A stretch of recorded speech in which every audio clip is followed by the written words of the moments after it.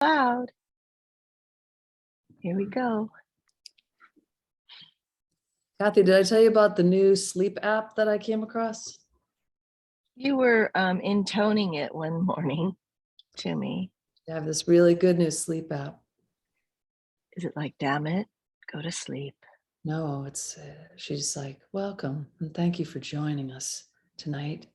Be one with the stars. Be one with the stars? And the moon and the darkness of the sky. She talks in a voice like that. She talks in this voice, and in the background, it's all celestial. Sometimes there's crickets. But I'm thinking we should start talking like that at the beginning of each Feedback Friday. Not gonna do it. Welcome. I just have to say welcome. I have to say one thing. Shoot for the moon. If you miss, you're still among the stars. There you go. It's Leslie. Shoot for the moon. Shoot for the moon. All right. Okay. Here we go. Cece's back. How are we doing, Amy? People in? They're still coming in, Kathy. They're just coming in.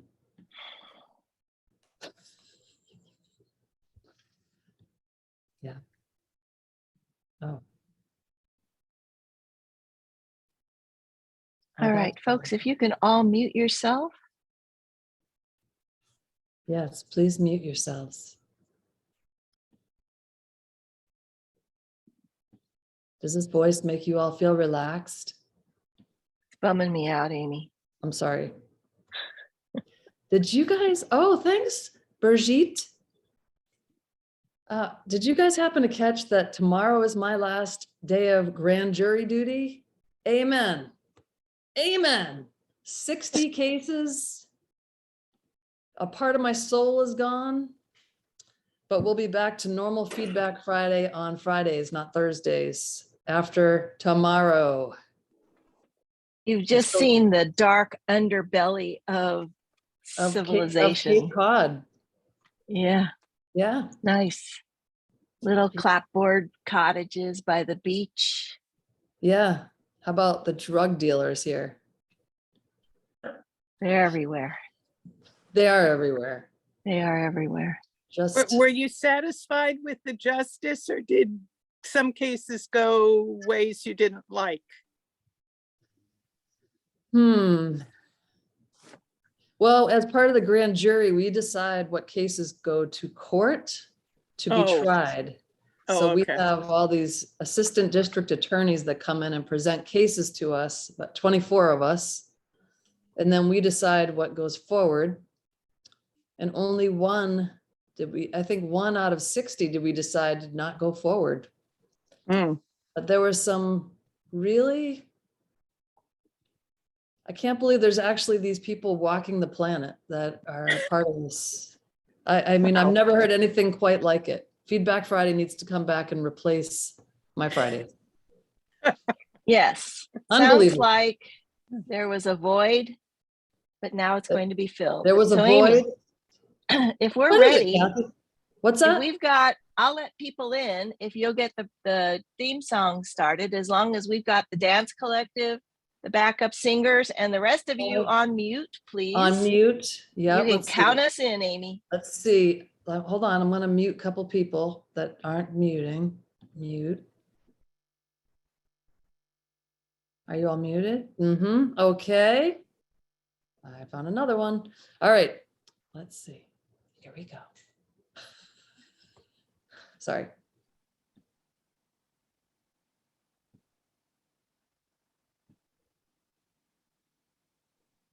One moment. Well, it's the end of the week. Now where you been? Well, now it's Feedback Friday, so come on in. Come sit down and stare at your screen. We got a presenter that you never seen. We're Feedback Friday, we're on the loose. We'll be the train, you be the caboose. It's Feedback Friday with Kathy and Amy. Mashed potatoes and the gravy. It's Feedback Friday all day long. Feedback, feedback, Feedback Friday. Good morning, everyone.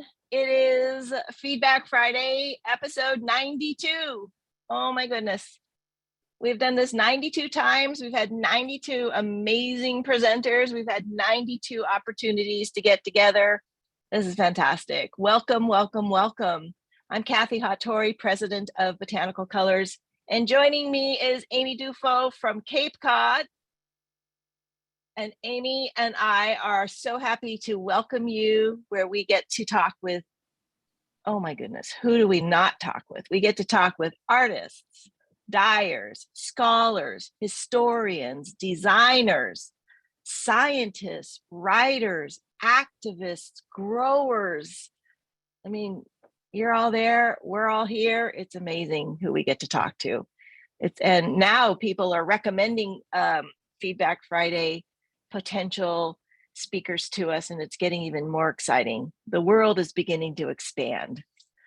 So this week on Feedback Friday, we are so happy to welcome Rodelieve Curlin from Paris. She's the founder of Haribaru. And Rodelieve, when you do your talk, you're going to have to tell me what Haribaru means. Rodelive's background is as a fashion designer, and she's done amazing knitwear designs and concepts for both haute couture as well as designers. She'll show us a little bit of that work that she's been doing, but all of her designs are inspired by natural dyes. We found her through Instagram, and we fell in love with the beautiful Zabutons that she makes, which are Japanese floor cushions. And they're absolutely beautiful. The painstaking care that she puts into sourcing her materials, her creative inspiration, and her connection to people and planet are really, really unique. And don't let her leave this presentation without talking about the amazing Atlas moth and its beautiful silk fibers. She has a really interesting connection with it, and I think you'll find that fascinating. Before we start, I just want to say thank you to everybody. It has been an interesting time for us this week. What happened? Oh, I'm not even going to go there. just read the news. You'll see what happened. But we're hoping for peace. We're hoping for peace soon. And we're also hoping for justice. I'll just leave it at that. For a little housekeeping, Amy's our moderator, and we'll be monitoring the chat on this call. Right now, chat is disabled until the end of Rodelive's presentation, and then she'll open it up so you can ask her questions. And we're going to have everybody muted for the call until the very end when we open it up to say hello and goodbye. This call is being recorded, and we'll have a video copy available for you. And so that's kind of it for housekeeping. And I'd just like to welcome Rodelieve from Paris. And Rodelieve, thank you so much for joining us, and take it away. Yes, thank you very much for having me.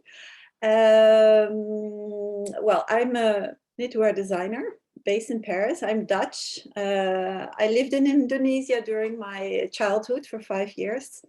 That's why the name Haribaru for me, it means a new day, which evokes for me color, a positive living atmosphere. That's why the name. And I want to tell a little bit about my design process and my experience as a knitwear designer, how I take that to my personal projects of Haribaru. And well, let's share screen, and I'll start my presentation. All okay? Yeah, good. Okay, so I wanted to start with a color mood board, which inspires me during my design process. And particularly, these are the inspirations which inspires me for natural dyes. These are a selection of imageries which evokes color inspiration, textures, materials. So I just go quickly through them to understand a little bit my design process. So these are, of course, images of nature, the sunset, the sunrise, the colors that it gives, the color layering, the reds for madder, a fantastic artist who works with only eucalyptus dye colors, the way she layers it, the graphic effects. The bleeding effects of stones, the rare Himalayan flowers, which grows high up in the mountains, the airiness of the Japanese grass, the mineral stones, the colors, and the combination of it. So it just gives a bit of a feeling of my aesthetical preference and values. Why is it not going to the next page? Yeah, that one. Use that arrow. There, okay. Another mood board of materials, structures, combining fur with felt, different textures, creating bleeding effects during weaving, the layering of the mountains reflecting in the fabric rendering when it's like crisp and hard towards a material which is like really fluffy and airy, and how to translate these moods in an actual garment. And as you can see, all is very quiet atmosphere and quite pure. So my job as a knitwear designer, working often for different artistic directors, is to translate these ideas, moods into an actual garment. So I wanted to show you a few examples of the creations I have done. This is, for example, a sweater I designed for Berluti. With in mind the stains which you obtain with inks, and here particularly marigold. So the theme of the collection were stains. So I use my experience as a dyer in how to interpret these effects. So I used an orange and a yellow very fine mohair, which I knitted during knitting the Aran sweater in order to get this interpretation of stains. Then there is another example of an imagery from the Book of Indigo of Catherine Legrand, where there's this picture of a bowl with yarns inside, which have like a shibori type of effects. And I try to translate this again in 3 different color variations in knitting by using 3 different colors. Here it's blue, yellow, and black, green, dark blue, and écru, red, écru, and navy, in order to create depthness. And also, different intensities of the stitches, which makes it the most interesting. And here you see an end result I've made for Christophe Lemaire. Another example of playing with yarns and the infinity of being a knitwear designer, because you really work from yarn to end product. Which means that you control the whole design process from start to end. And here I collaborated for Olivier Thijskens with a feather artisan in Paris, which usually works for haute couture. So we developed together a yarn made of ostrich feathers, which I knitted and overdyed with 3 shades of purple in order to create this showpiece of a cardigan. This is another design I did for Christophe Lemaire. I did a 10-day workshop with Brian Whitted in Fujino, and I'm immersed myself in the dyeing of learning about the indigo dyeing, and he gives this amazing workshop where he teaches you all about the arts and crafts of Japanese textiles. So I interpreted all the bleeding effects of indigo, the deep shades, the mid shades, towards the pinky safflower orange. Again, interpreting these effects in knitwear, where it gives a sort of a bleeding effect, and again, which came out really nicely in this sweater. So during my career as a knitwear designer, I had the opportunity to go on a sabbatical leave because my husband worked for a year in Kyoto at the Kyodai University, and during that time in Kyoto, I immersed myself really in the arts and crafts.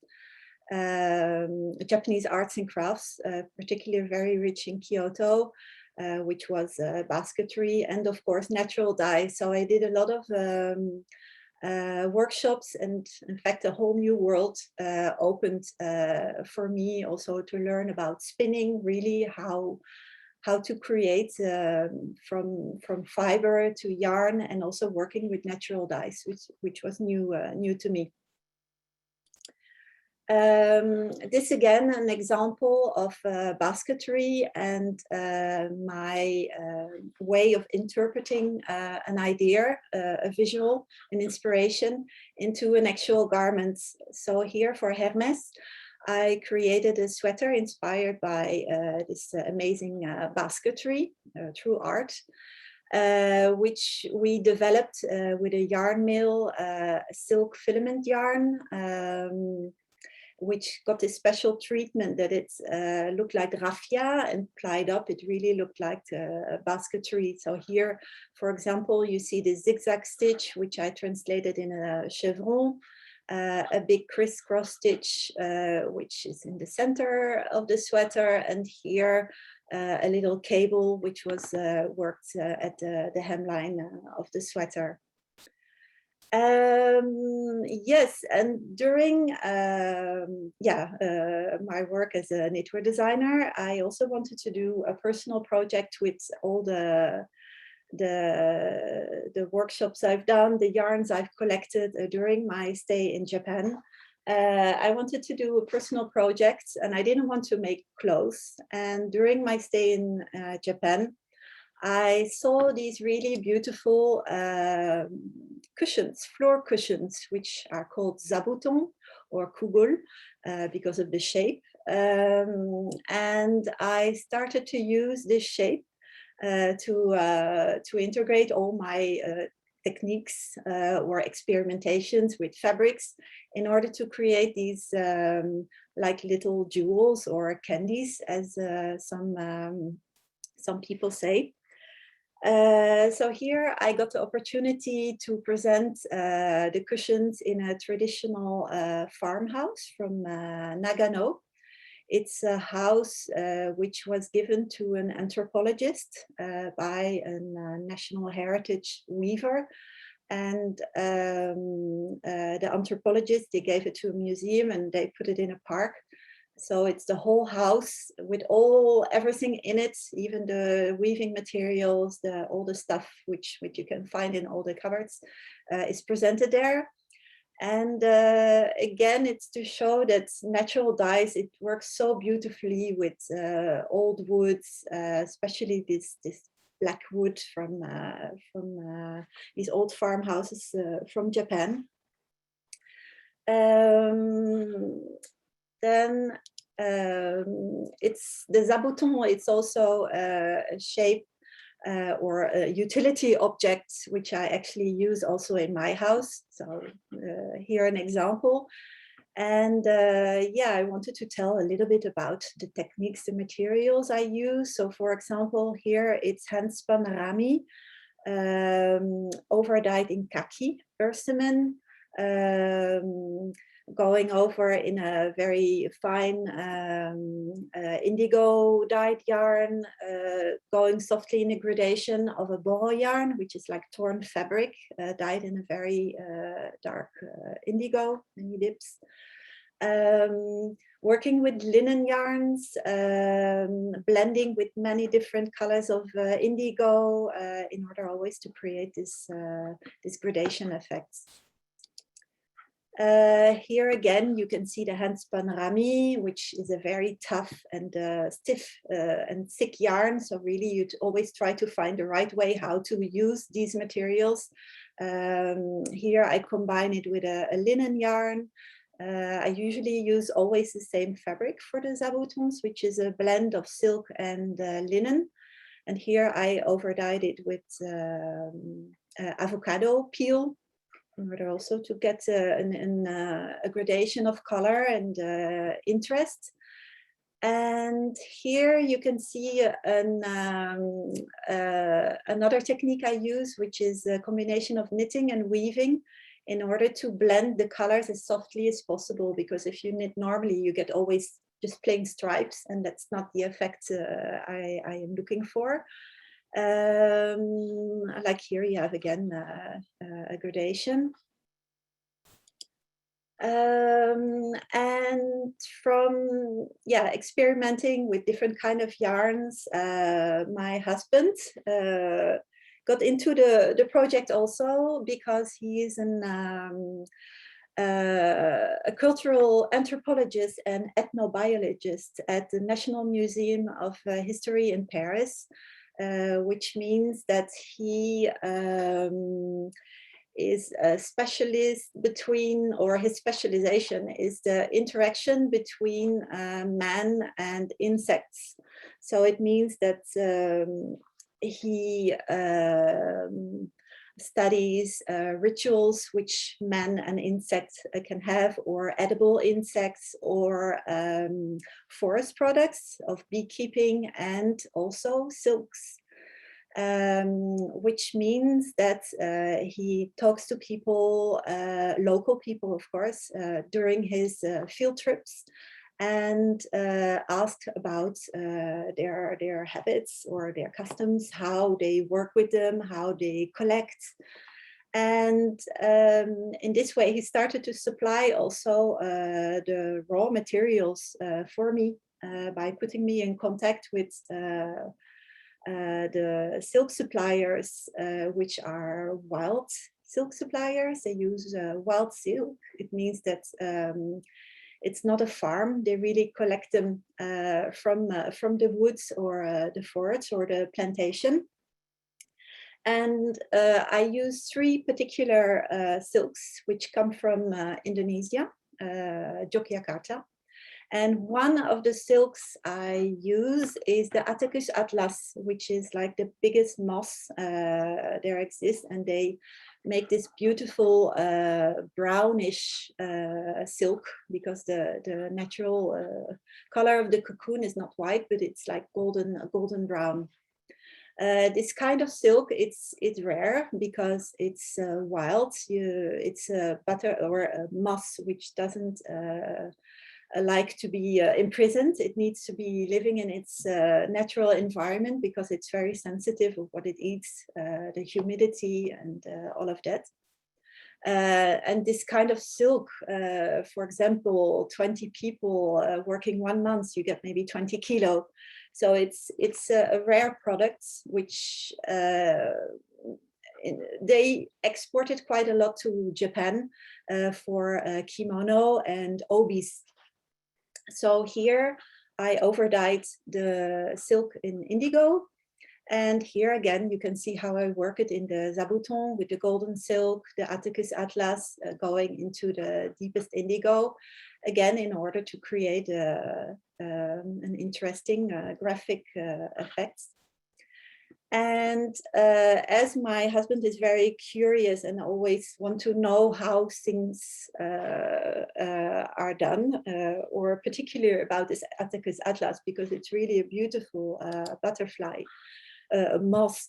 we raised a colony of Attacus atlas at our house or our apartment in Paris, which was an absolute amazing experience because you really see how this moth makes his silk and how much work it is and how precious it is and how beautiful nature can be. So this is the Attacus atlas. It's big as the palm of an adult hand. With beautiful shades of pinks and reds, which inspires me a lot also for natural dyes, the bleeding effects, degradation.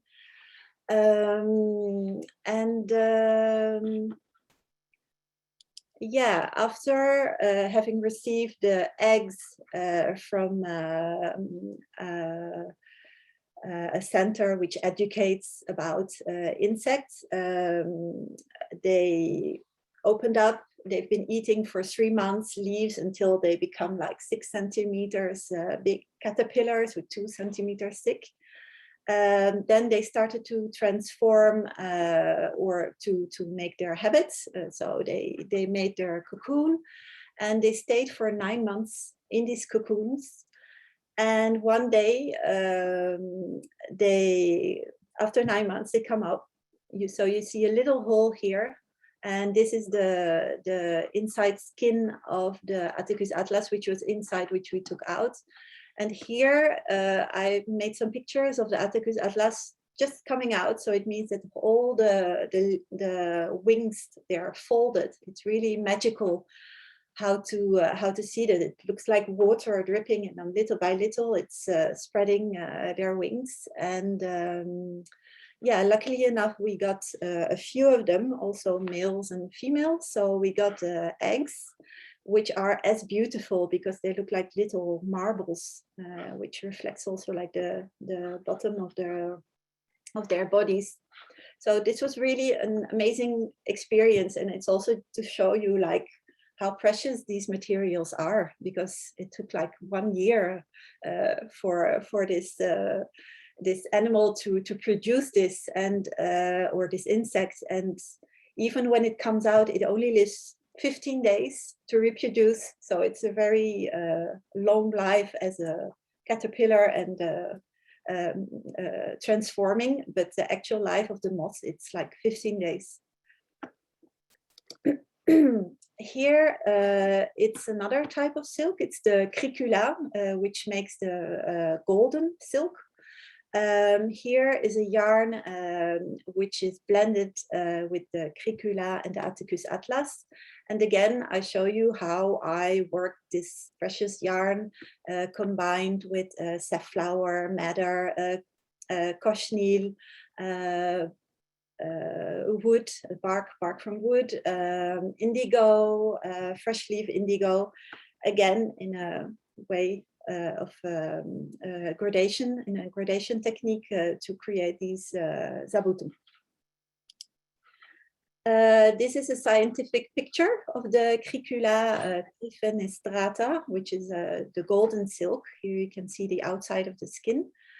And these silks I use, they're wild silks, and it means, or they're not filament silks. The silk, it looks like cotton or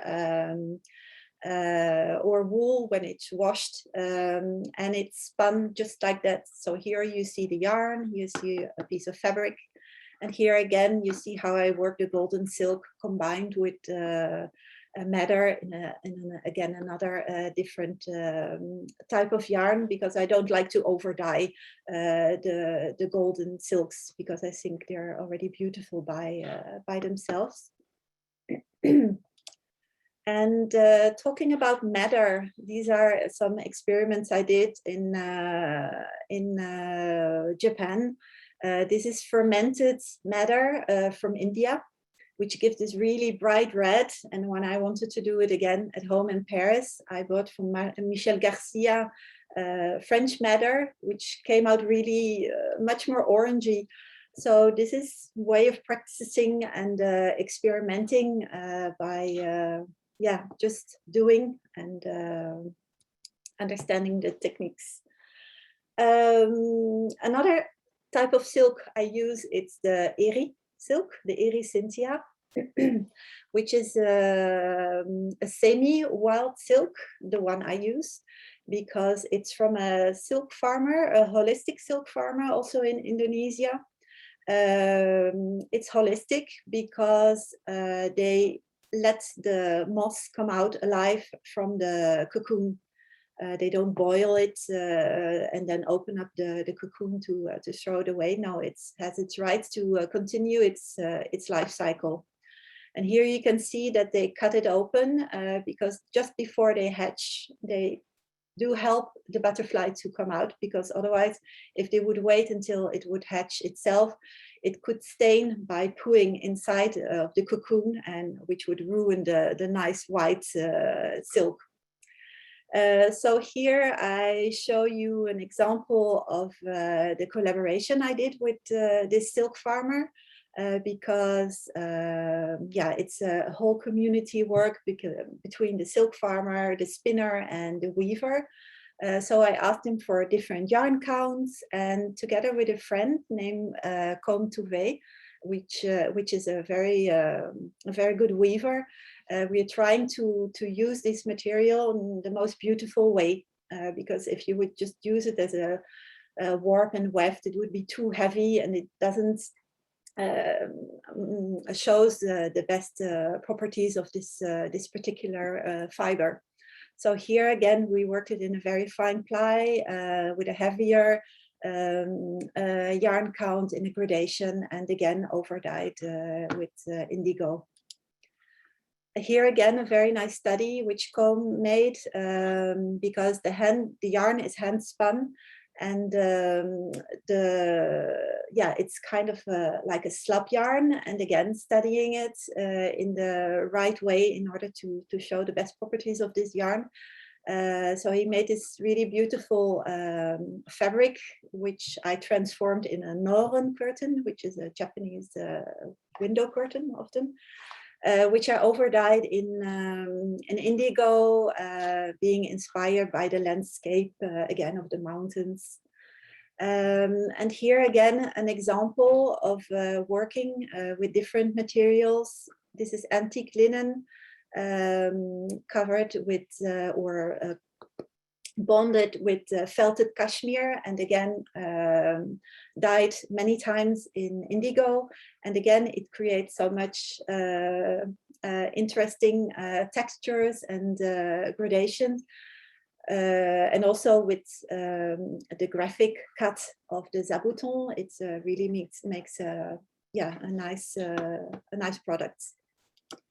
Again, another example of the Zabuton entirely knitted with many ends of different gradations of indigo yarns, overdying it again in order to make as much interesting texture. Experimenting also with logwood and iron, thanks to all the question and answer, which you can find at the Botanical Colors. I finally found the right recipe to make this intense black without being too much purple or too much blue. So again, by experimenting and just doing and reading a lot and finding answers in the natural dye community, you can get quite far. Experimenting also with other amazing colors, like the Sophora japonica, which produces this beautiful bright yellow, indigo, by layering it in different directions, and again with this graphic cut of the Zabuton, you can really get interesting graphic effects. And here an example of all the yarns I've collected during the time, thinking of sunset, sunrise, Nordic skies, again, always in this gradation visual. This is my scrapbook where I put all my yarns. And again, each material takes different yarn, different colors, which makes it always very interesting to combine, to blend. And again, all these colors, even if they're all different, as they're a natural dye, it all works always fantastically together. So here I put all my experiments, keep track of what I've done, even trying out on sheepskin by dipping in just the ends of the hairs. And yeah, I think that's also, again, a very nice idea for a future projects. I dye on my terrace also in Paris. I'm lucky to have this space, and I adapt my projects to yeah, the amount of buckets I have. I don't have 10, I only have 2 or 3. So it's a lot of programming of, yeah, with what to do first. And again, making these Zabutons, you don't need too much big panels. So you can really carefully dip them one by one to yeah, to let them come out the best as they can. And ending this presentation, I wanted to say a big thank you to all the natural dyers out there who shared very generously their knowledge and their passion. There is Hiroyuki Shindo in Myanmar, who has an excellent museum and also studio, where I was lucky enough to do a 2-day workshop. Of course, Brian Whitted, who gives the most fabulous 10-day workshop of indigo, learning how to make an indigo vat, about shibori, katazome, stenciling. Everything was really a big inspiration, and still is. And there's also Sarasa Yoshioka, who is now the 5th or the 6th generation of natural dyers in or natural dye family in Kyoto, who produces the most amazing colors. And she really opened up a whole world of colors, which I never thought they were producible. And there's also Marie Foyer in France. She is also an excellent anthropologist. She promotes also silk farming. She really tries to bring new life of silk farming in France, because it's like a long lost art.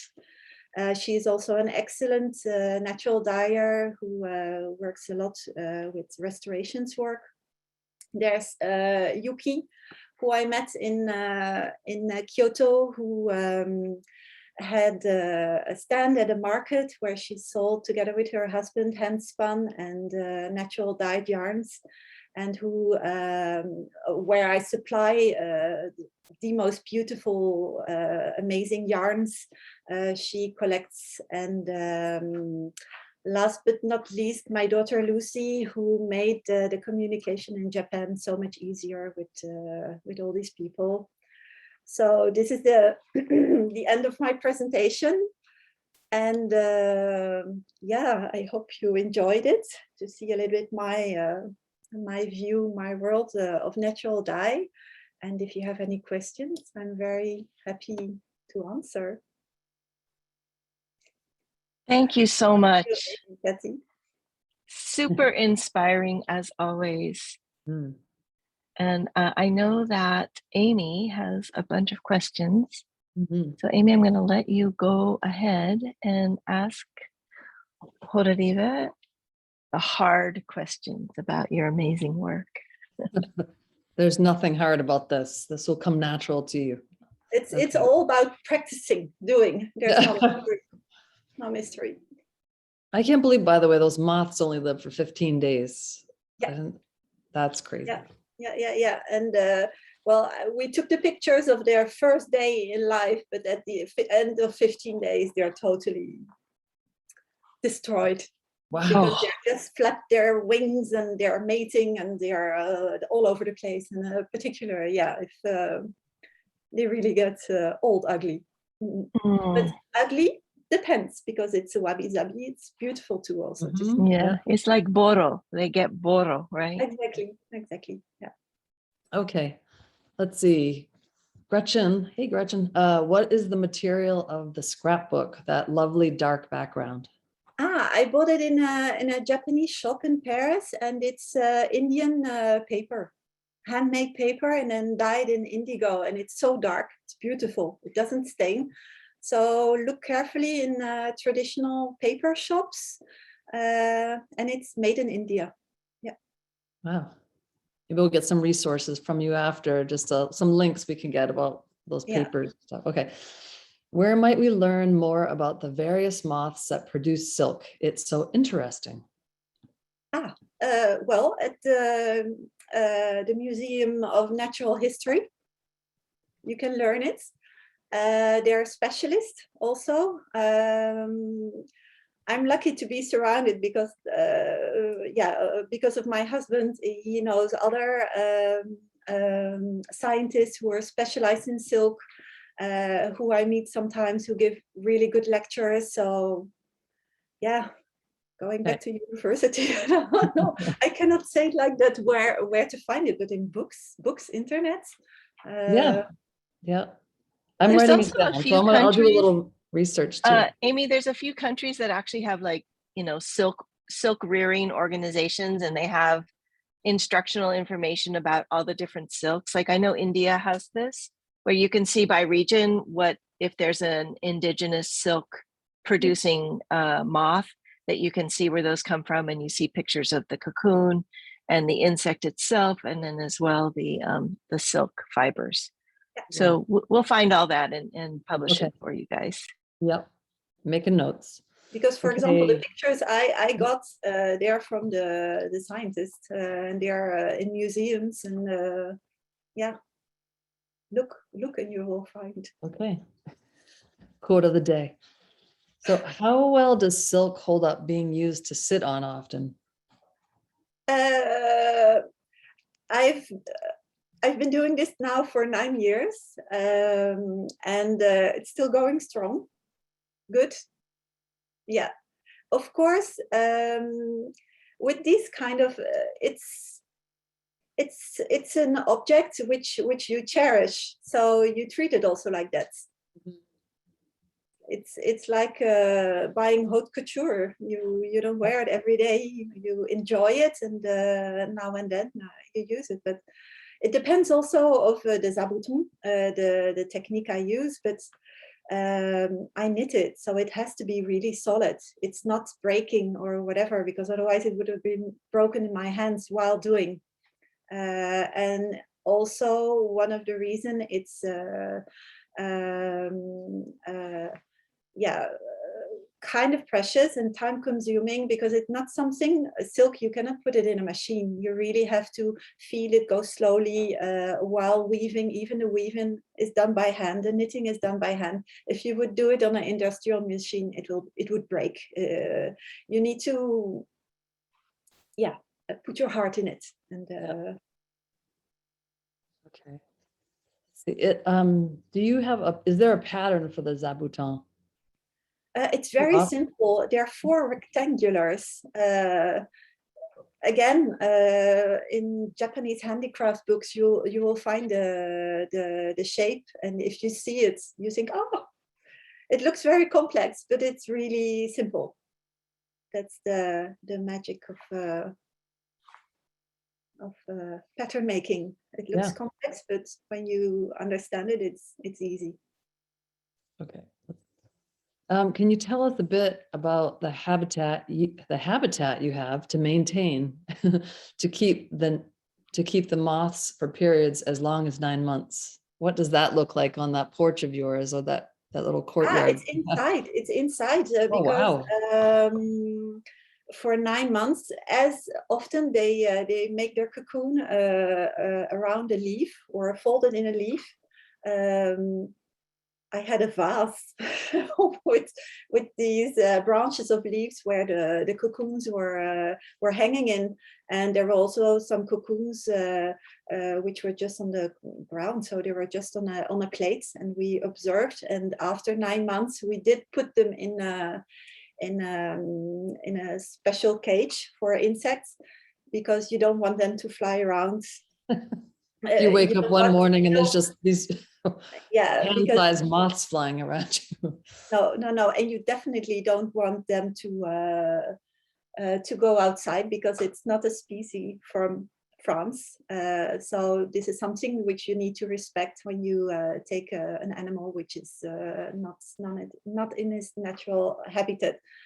So that's why there are also research centers which have the perfect space for those moths to grow and to observe how this insect produces itself or transforms itself. How did you achieve the landscape effect when you overdyed with indigo on the Japanese curtains on the I guess that's the Norin? By stitching in really irregularly and dip dyeing. And then at a certain point, you take out the thread, which you pull together, and then you dip dye it again. So many layering works and observing until you're satisfied with the results. Because often when I do something and I think, oh, this looks nice, but after a few weeks I think it's not good enough, then I take it apart again and I re-dye. So it's a continuous process. And even natural dye, sometimes it's faded over time, then it's very easy to re-dye it again and to make it as it was. So it's evolving. It's different stages of colors as you appreciated it. It's up to you. But Oliva, I think you have a little silkworm behind you. Oh, there's a little, I didn't see there's a little silkworm. She just came out of school, so she wants attention. Yeah. Feeling a bit intimidated about Lucy is here. Okay. Are there certain materials you prefer to use to fill your Zabutons? No, I like I like experimenting. I never do the same thing. I don't do a production of one like 10 times. It's a unique piece, and then I go to the next step, being inspired by what I find, the materials I find, the color I have available, or what I see on the Feedback Fridays of botanical colors. It's endless creating. No, I don't have a preference at all. I like everything, just doing and making new things. This is the last question we have. If you guys have more, start putting them in. So are you working with other designers or firms that support your use of natural dyeing in your knitwear? And how much support for naturally dyed fibers is there in the overall knitwear industry? Well, it's getting better and better because I go twice a year to a yarn fair, and since 4 or 5 years, more and more yarn mills produce natural dye because it's mainly for the luxury industry, and as they keep their quality control, that it always have to be the same color, that it doesn't fade. It's often a bit the same colors as the brownish, orangey. So it's getting there little by little.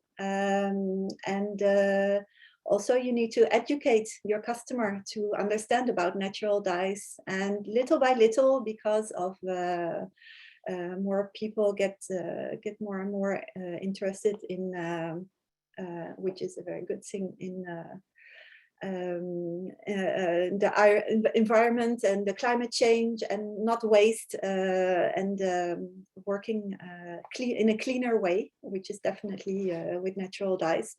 It's getting there. little by little. So that's why also I study this, because it's also a part of my profession, in order to evolve and to educate and to show that even if it's not a sweater or a garment all over, you can just use it as little touches also. So I think it takes time to educate, and it's a fantastic hobby on the other side, and you can create yourself for yourself. It's a good question. I can segue in from when I don't even know how I came across you on Instagram, but I was like, what on earth is this? It was so beautiful, everything that I was seeing. And so when I reached out to you, I was afraid to ask, but how much did something cost? You know, I was asking, I think specifically about like a Zabuton, but somebody's Again, asking. It depends of the technique I use. Yep. The knitting part, if it's like all over, it's really time consuming.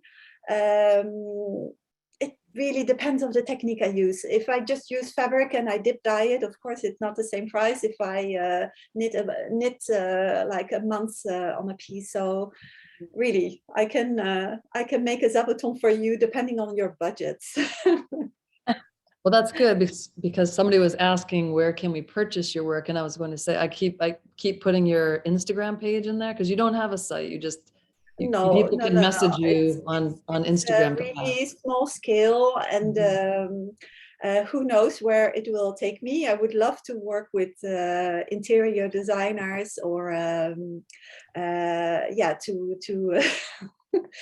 to adapt a Zabuton in an interior. I would love to do that.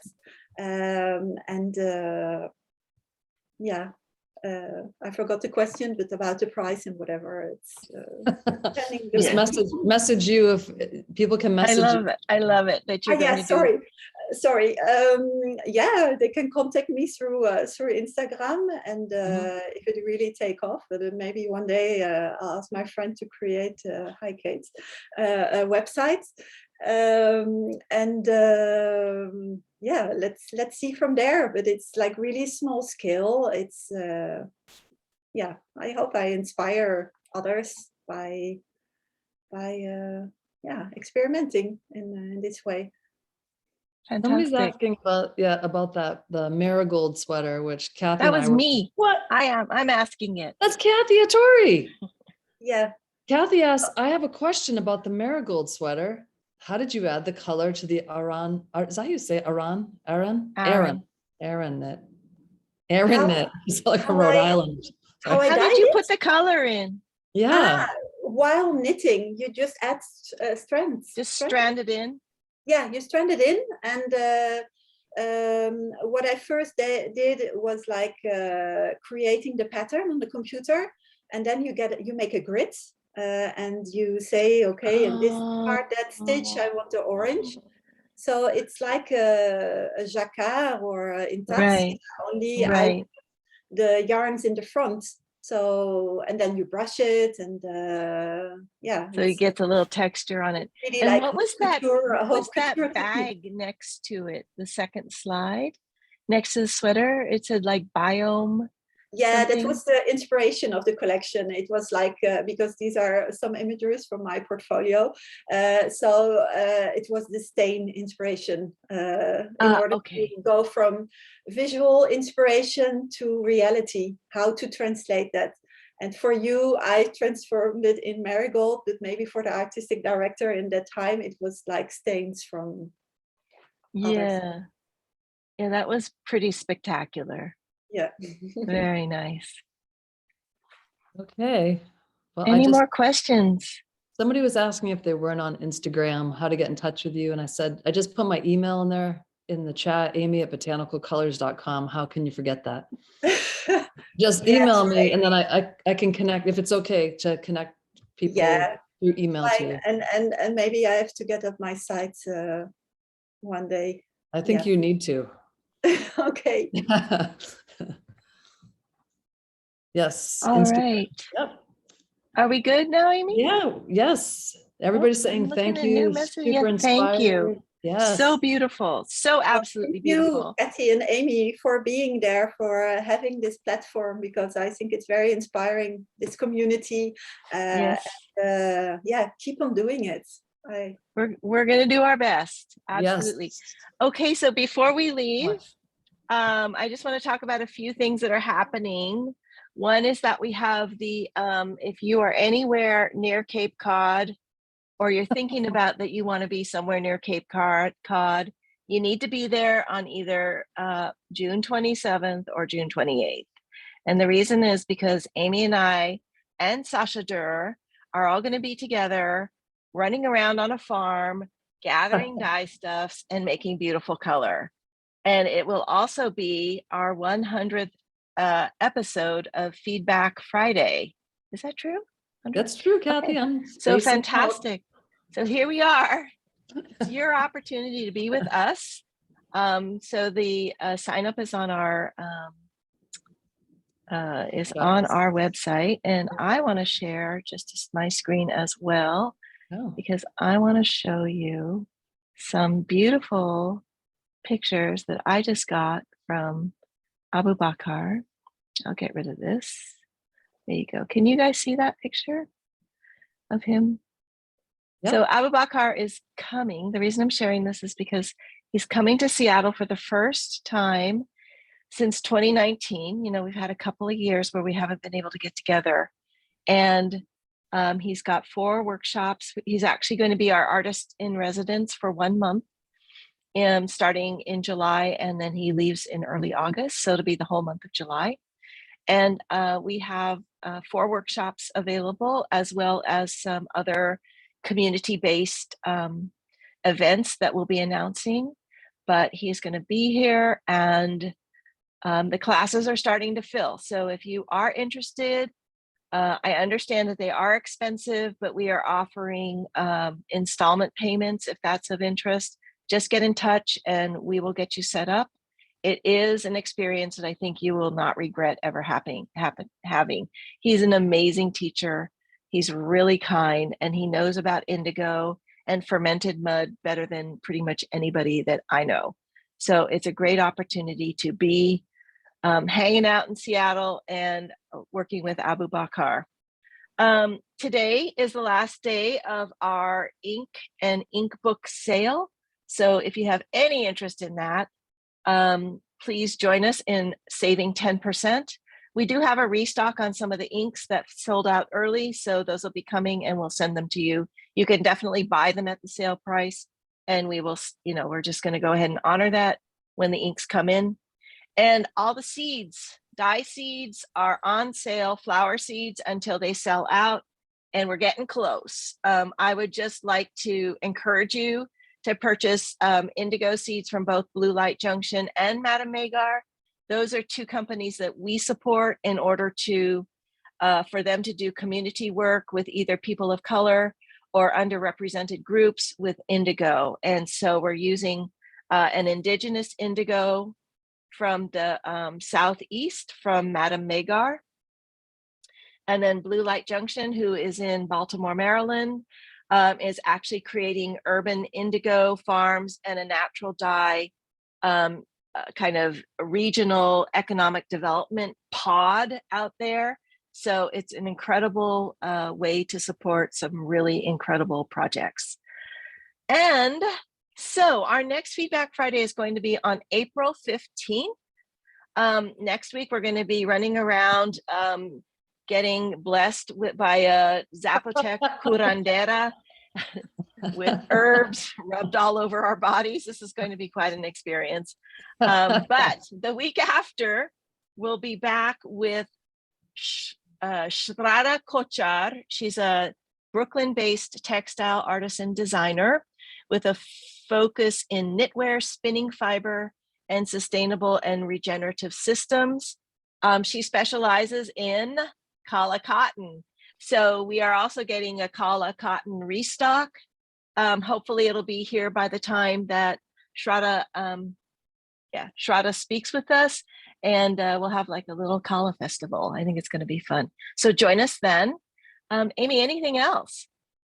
If anyone is anywhere near Ventura on the 29th, which is next Friday, there's going to be an open house at Porfirio's studio, and Kathy and I will be there, and there's some homemade hot chocolate being made.